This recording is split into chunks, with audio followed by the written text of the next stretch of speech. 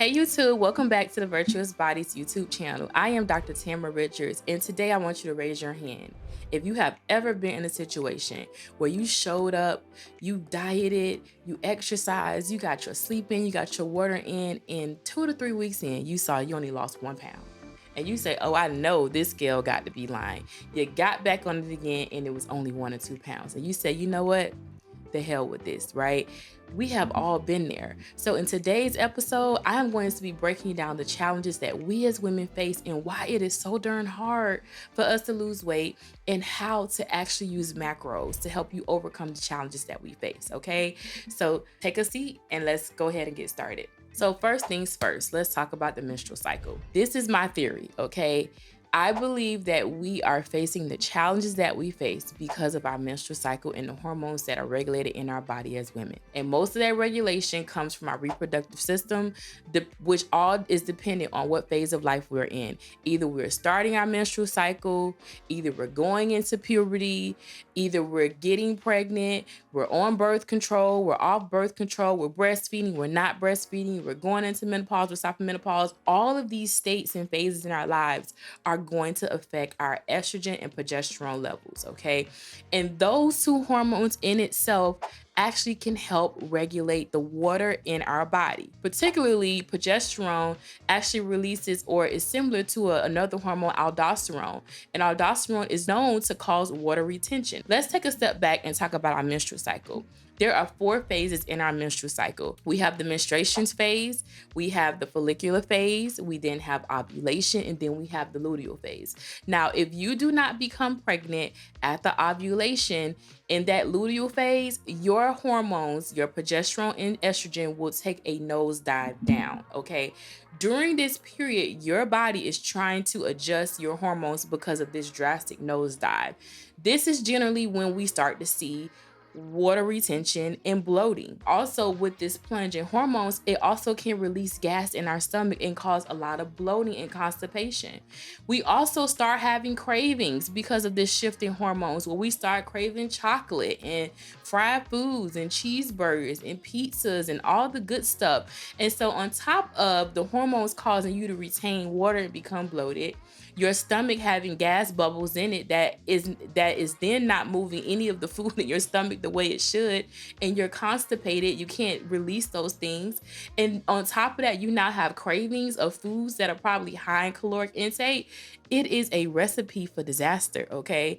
And so if I had to hypothesize why it is so darn hard for us to lose weight, we are going to blame it on the progesterone and the estrogen and the shift in our hormones, okay?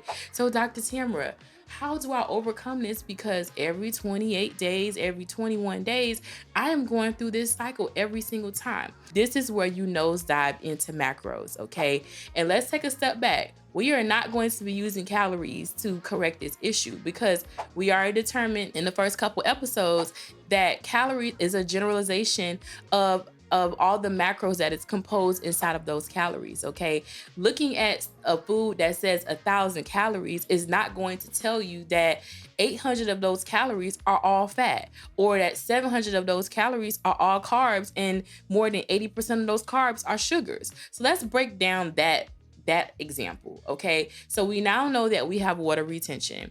We also know that we can possibly have gas release and have bloating in our stomach. And then we have these cravings. Well, if you are craving nothing but sugar, okay, sugar in itself, and the biggest issue right now is that a lot of sugars that say it is zero sugar, those are artificial sugars. Our stomach does not know how to break down artificial sugar. So on top of what our hormones are causing, we're now eating sugars that can't be broken down, and it causes more bloating and gas and those types of things, okay? And so you have to be careful about and really look at these labels. Don't just look at the calories. Look at these labels and take a look and see exactly how much sugar are you taking in? How many carbs are you taking in? Women naturally, we just don't do well with carbs. And I already said it's not that we need to eliminate carbs. We have to eat them in the proper quality and quantity to help manage our weight. So if you start eating a bunch of carbs, okay,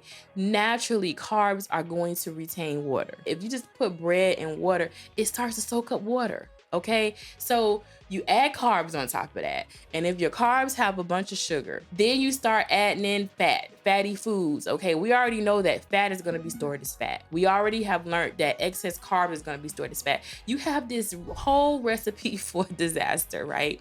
And so understanding that can help you understand, number one, why we don't need to be looking at calories, and we got to take a deeper look at the macros. Okay, so when you're looking at your macros, you want to be making sure that during that time, that luteal phase, which generally occurs after 14 days after the start of your last period, 14, 15 days after that, that's when that luteal stage takes place if you do not become pregnant and that shift in hormones happens. Okay, so during that time, you want to make sure you're increasing your water intake, okay, to get your GI tract going, flush out some of those things that are already in there. You want to make sure you're increasing your leafy vegetables, okay, eating some fiber. You want to make sure that you are reducing the amount of sugar that you're eating, paying attention to make sure you're not intaking a bunch of alcohol or artificial sugars that can exacerbate the gas and the bloating. You want to make sure you're eating more whole foods, and most of all, that you're moving your body and getting your blood flowing, which will then help get your GI tract flowing and hopefully let you release some of these toxins. That's what you really want to focus on during that luteal phase. But when you talk about macros, you want to specifically make sure that you are meeting your macro goals. Let's break down, how do you even determine what your macro goals are? The first things first is, when you are talking about macros and you're calculating your macros, you must know what your BMR is. Now, BMR is your basal metabolic rate. This is the baseline amount of calories that your body needs for you to do basic body functions, okay? For you to think, for you to look at me right now and listen to what I'm saying, for you to inhale and exhale, your body needs energy in order to do that, and that is your BMR, okay?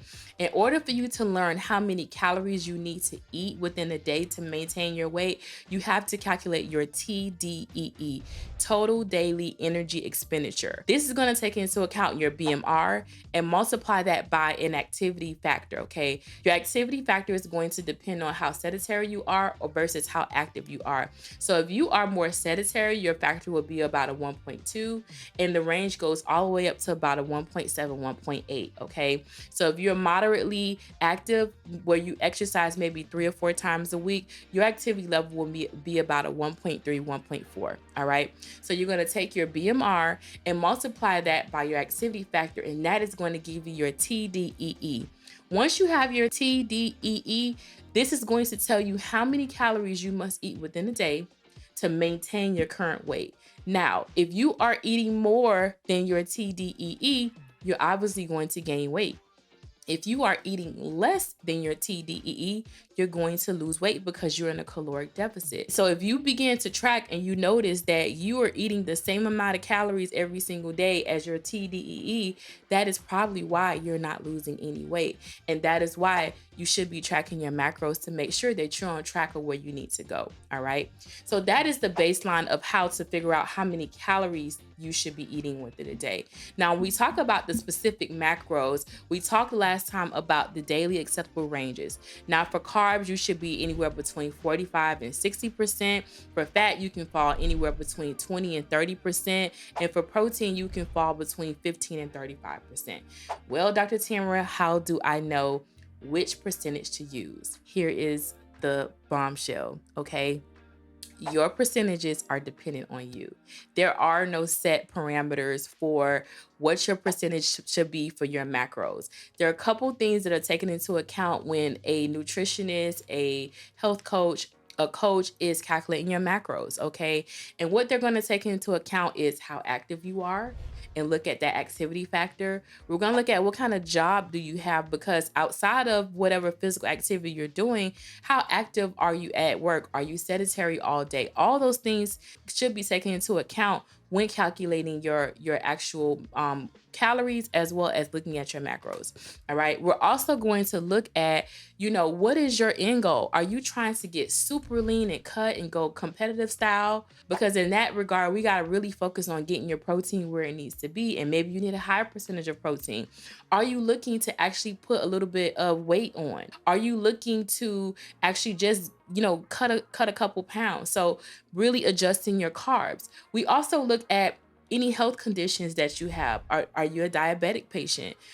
Do you have insulin resistance issues? Do you deal with PCOS? Because then we have to make sure that we have your carbs and your fat in a certain balance. There are a lot of different factors that come into play when calculating macros.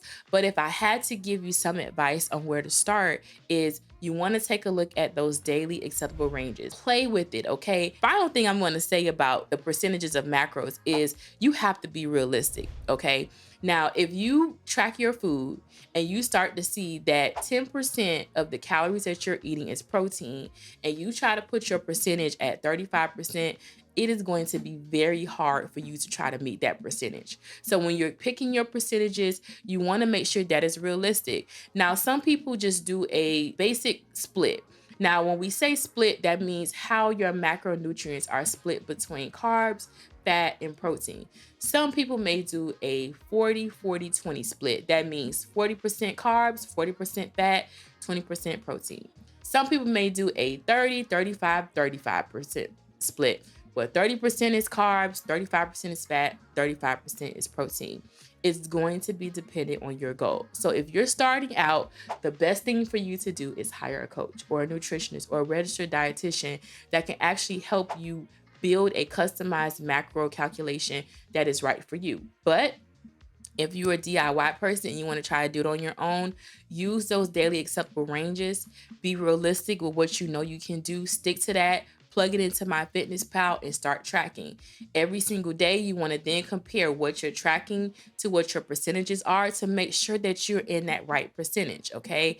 Now, we all know, based off what we just talked about, that we as women, we got to watch the carbs, okay? We got to watch the sugar and we have to watch the salt, okay? Because I talked about in the previous episodes that whatever salt is, it's going to pull water. And we already know we're already bloated. We already know that we're gassy from sugars and carbs. So making sure that your percentages, particularly during that luteal phase, phase is pretty strict.